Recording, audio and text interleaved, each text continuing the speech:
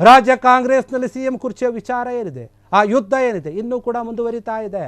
ಆದರೆ ಅದಕ್ಕೆ ಯಾವಾಗ ಅಂತಿಮವಾದಂತಹ ಒಂದು ಫೈನಲ್ ಹಂತ ತಲುಪೋದು, ಸಿಎಂ ಆಗಲೇಬೇಕು ಅಂತ ಹೇಳಿ ಒಂದು ಕಡೆ ಡಿ ಕೆ ಶಿವಕುಮಾರ್ ಪಟ್ಟಿಡಿದು ಕೂತಿದ್ದಾರೆ. ಅವರ ಕನಸು ನನಸಾಗುತ್ತಾ?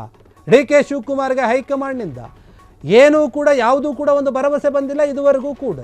ಹೀಗಾಗಿ ನಿರಾಸೆ ಒಂದಂತೆ ಕಾಣ್ತಾ ಇದೆ ಡಿ ಕೆ ಶಿವಕುಮಾರ್. ಹೈಕಮಾಂಡ್ ಯಾವುದೇ ಒಂದು ಭರವಸೆ ನೀಡಿಲ್ಲ. ಹೀಗಾಗಿ ಡಿ ಕೆಗೆ ತುಂಬ ಟೆನ್ಷನ್ ಶುರುವಾಗ್ಬಿಟ್ಟಿದೆ. ಏನು ಹೇಳುತ್ತೋ ಏನಿಲ್ಲ ಅಂತ. ನವೆಂಬರ್ ಮುಗಿತು, ಡಿಸೆಂಬರ್ ಕೂಡ ಅರ್ಧಕ್ಕೆ ಬಂದಿದೆ, ಜನವರಿ ಬರುತ್ತೆ, ಯಾವುದೇ ಒಂದು ವಿಚಾರ ಕೂಡ ಇತ್ಯರ್ಥ ಆಗ್ತಾ ಇಲ್ಲ. ಪವರ್ ಪ್ಲೇ ಈಗ ತಿಂಗಳಲ್ಲೂ ಕೂಡ ಸಿಕ್ಕಿಲ್ಲ ಫಲಿತಾಂಶ ಅಂತ ಹೇಳಲಾಗ್ತಾ ಇದೆ. ಅಧಿವೇಶನ ಮುಗಿದ ಬಳಿಕವೂ ಕೂಡ ನಡೆಯಲ್ವಾ ಇದರ ಬಗ್ಗೆ ಚರ್ಚೆ ಎನ್ನುವಂತಹ ಪ್ರಶ್ನೆ ಕುರ್ಚಿ ಮೇಲೆ ಕಣ್ಣಿಟ್ಟಿರುವಂತಹ ಒಂದು ಡಿ ಕೆ ಶಿವಕುಮಾರ್ ಅವರಿಗೆ ಮತ್ತೆ ನಿರಾಸೆ ಕಾದಿದೆಯಾ ಎನ್ನುವಂತಹ ವಿಚಾರ. ಇದೇ ತಿಂಗಳು ಮತ್ತೆ ರಾಹುಲ್ ಗಾಂಧಿ ವಿದೇಶಿ ಪ್ರವಾಸಕ್ಕೆ ಹೋಗ್ತಾ ಇದ್ದಾರೆ. ಅಷ್ಟರೊಳಗೆ ಏನಾದರೂ ತೀರ್ಮಾನ ಆಗುತ್ತಾ? ರಾಹುಲ್ ಗಾಂಧಿ ಇಲ್ಲದೆ ಸಿಎಂ ಕುರ್ಚಿಯ ವಿಚಾರ ಚರ್ಚೆ ನಡೆಯೋಕ್ಕೆ ಸಾಧ್ಯನೇ ಇಲ್ಲ, ಅನುಮಾನ ಆಗ್ತಾ ಇದೆ. ಈ ತಿಂಗಳಲ್ಲೂ ಕೂಡ ಬಗೆಹರಿಯಲ್ಲ ಸಿಎಂ ಕುರ್ಚಿಯ ಒಂದು ಗುದ್ದಾಟ ಎನ್ನುವಂತಹ ವಿಚಾರ ಕೇಳಿ ಬರ್ತಾ ಇದೆ. ಹೈಕಮಾಂಡ್ ನಿರ್ಧಾರಕ್ಕೆ ಕಾಯ್ತಿರುವಂತಹ ಒಂದು ಡಿ ಕೆ ಶಿವಕುಮಾರ್ಗೆ ಮತ್ತೆ ನಿರಾಸೆ ಎದುರಾಗುತ್ತಾ? ಸಿಎಂ ಕುರ್ಚಿಯ ವಿಚಾರವಾಗಿ ಇಬ್ಬರು ನಾಯಕರು ತಮ್ಮ ತಮ್ಮದೇ ಒಂದು ನಿಲುವನ್ನು ಹೊಂದಿದ್ರು. ಆ ನಂತರ ಹೈಕಮಾಂಡ್ ಸೂಚನೆಯಂತೆ ಡಿನ್ನರ್ ಮೀಟಿಂಗ್ಗಳನ್ನು ಮಾಡಿ ಒಗ್ಗಟ್ಟಿನ ಮಂತ್ರವನ್ನು ಜಪಿಸಿದ್ರು. ಯಾರೂ ಕೂಡ ಇದರ ಬಗ್ಗೆ ಚರ್ಚೆ ಮಾಡಬಾರ್ದು ಅಂತ ಹೇಳಿದರು. ಆದರೆ ಅವರ ಬಣದ ನಾಯಕರು ಸುಮ್ಮನೆ ಇರ್ತಾ ಇಲ್ಲ, ಇನ್ನೂ ಕೂಡ ಚರ್ಚೆ ಆಗ್ತಾ ಇದೆ. ಈ ವಿಚಾರವಾಗಿ ಹೈಕಮಾಂಡ್ ಯಾವುದೇ ಒಂದು ಸೂಚನೆಯನ್ನು ಭರವಸೆಯನ್ನು ಡಿ ಕೆ ಶಿವಕುಮಾರ್ ಅವರಿಗೆ ಇದುವರೆಗೂ ಕೂಡ ಕೊಟ್ಟಿಲ್ಲ. ಆದರೂ ಕೂಡ ಈ ಇಬ್ಬರು ನಾಯಕರು ನಾವು ಹೈಕಮಾಂಡ್ನ ಒಂದು ನಿರ್ಧಾರಕ್ಕೆ ಬದ್ಧರಾಗಿರ್ತೀವಿ ಅಂತ ಹೇಳಿದರು. ಅದೇ ರೀತಿಯಾಗಿ ಈಗ ನಡೆದುಕೊಳ್ತಾ ಇದ್ದಾರಾ ಅಥವಾ ಮನಸ್ಸಿನಲ್ಲಿ ಒಳಗೊಳಗೆ ಬೇಸರ ಇದೆಯಾ ಅದನ್ನು ವ್ಯಕ್ತಪಡಿಸ್ತಾ ಇಲ್ವಾ ಇಬ್ಬರು ನಾಯಕರು ಕೂಡ? ಒಂದು ಕಡೆ ಸಿಎಂ ಸಿದ್ದರಾಮಯ್ಯ ಅವರು ಗಟ್ಟಿಯಾಗಿ ಕೂತು ಬಿಟ್ಟಿದ್ದಾರೆ ಸಿಎಂ ಕುರ್ಚಿಯ ಮೇಲೆ, ನಾನೇ ಸಿಎಂ ಹೈಕಮಾಂಡ್ ಹೇಳುವವರೆಗೂ ಅಂತ. ಹೈಕಮಾಂಡ್ ಹೇಳಿದ್ರೆ ನಾನು ಬಿಟ್ಟುಕೊಡ್ತೀನಿ, ಇಲ್ಲಾಂದರೆ ನಾನೇ ಇರ್ತೀನಿ ಅನ್ನುವಂಥ ರೀತಿಯಲ್ಲಿ ಸಿದ್ದರಾಮಯ್ಯ ಅವರಿದ್ದಾರೆ. ಇನ್ನೊಂದು ಕಡೆ ಡಿ ಕೆ ಶಿವಕುಮಾರ್ ಕೊಟ್ಟ ಮಾತಿನಂತೆ ನಡೆದುಕೊಳ್ಳಬೇಕು, ಹೈಕಮಾಂಡ್ ಏನಾದರೂ ಒಂದು ನಿರ್ಧಾರವನ್ನು ತೆಗೆದುಕೊಳ್ಳುತ್ತೆ, ಮುಂದಿನ ದಿನಗಳಲ್ಲಿ ನನಗೆ ಸೀಟ್ ಬರುತ್ತೆ, ಸಿಎಂ ಸ್ಥಾನದಲ್ಲಿ ನಾನು ಕೂರ್ತೀನಿ ಅಂತ ಹೇಳಿ ನಿರೀಕ್ಷೆಯಲ್ಲಿದ್ದಾರೆ.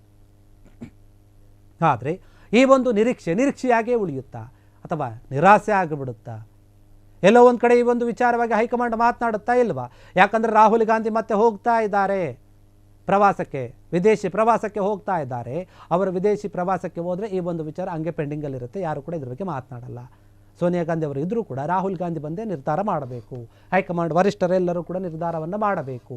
ಹೀಗಾಗಿ ಮುಖ್ಯವಾಗಿ ರಾಹುಲ್ ಗಾಂಧಿ ಅವರೇ ತೀರ್ಮಾನ ಮಾಡಬೇಕಾಗಿರೋದ್ರಿಂದ ರಾಹುಲ್ ಗಾಂಧಿ ಇದ್ದರೆ ಮಾತ್ರ ಈ ಒಂದು ಚರ್ಚೆ ಆಗುತ್ತೆ, ಇಲ್ಲಾಂದರೆ ಈ ತಿಂಗಳು ಚರ್ಚೆ ಆಗಲ್ಲ, ಅಧಿವೇಶನ ಮುಗಿದ ಮೇಲೂ ಕೂಡ ಚರ್ಚೆ ಆಗಲ್ಲ. ಹೀಗಾಗಿ ಏನಾಗುತ್ತೆ ಈ ಒಂದು ವಿಚಾರದಲ್ಲಿ ಅಂತ ಡಿ ಕೆ ಶಿವಕುಮಾರ್ಗೆ ಟೆನ್ಷನ್ ಶುರುವಾಗಿದೆ.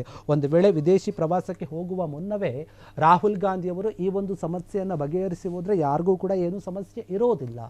ಒಂದು ವೇಳೆ ಹಾಗೆ ಹೋಗಿಬಿಟ್ರು ಅಂತಂದರೆ ಇನ್ನಷ್ಟು ಸಮಸ್ಯೆಗಳು, ಗೊಂದಲಗಳು, ಹೇಳಿಕೆಗಳು ಜಾಸ್ತಿ ಆಗ್ತಾನೆ ಹೋಗುತ್ತೆ.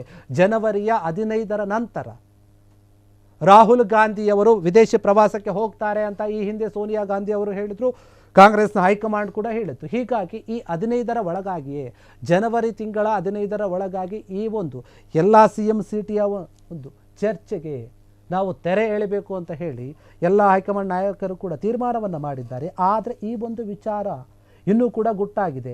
ಯಾವಾಗ ಯಾರು ಏನು ಮಾತನಾಡ್ತಾರೆ, ಯಾರನ್ನು ದೆಹಲಿಗೆ ಕರೆಸ್ತಾರೆ ಅಥವಾ ಅವರೇ ಬರುತ್ತಾರೆ, ಏನು ಸಂದೇಶವನ್ನು ಕೊಡುತ್ತಾರೆ, ಕೊಟ್ಟರೆ ಅದು ಯಾರ ಪರವಾಗಿರುತ್ತೆ, ಯಾರ ವಿರುದ್ಧವಾಗಿರುತ್ತೆ, ಯಾರಿಗೆ ಹೈಕಮಾಂಡ್ ನಿರ್ಧಾರದಿಂದ ನೋವಾಗುತ್ತೆ, ಯಾರಿಗೆ ಖುಷಿ ಆಗುತ್ತೆ, ಈ ರೀತಿಯಾದಂಥ ಒಂದು ವಿಚಾರಗಳು ಚರ್ಚೆ ಆಗುತ್ತೆ. ಈಗ ಸದ್ಯಕ್ಕಂತೂ ಡಿ ಕೆ ಶಿವಕುಮಾರ್ ಅವರಿಗೆ ಈ ಒಂದು ವಿಚಾರದಲ್ಲಿ ನಿರಾಸೆ ಆಗ್ತಾ ಇದೆ. ಯಾಕಂದರೆ ಹೈಕಮಾಂಡ್ ಯಾವುದೇ ರೀತಿಯಾದಂತಹ ಒಂದು ಭರವಸೆಯನ್ನು ಕೊಟ್ಟಿಲ್ಲ.